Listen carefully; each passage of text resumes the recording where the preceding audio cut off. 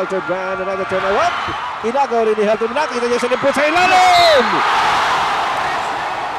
At may humabol pa. Oo. At end one situation para kay Jun Limpot. At pangalawang foul ni Poch Winyo. Tignan natin ang nangyari dito. Humabol si Poch. Sana pinabayaan lang niya dapat yun. Dahil talagang unang-una na si Jun Limpot. So ngayon, 3-point play pa ang ibibigay kay Jun Limpot.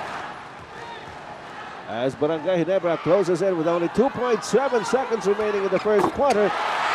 Some body English from Jun Limpot to coax that ball to go.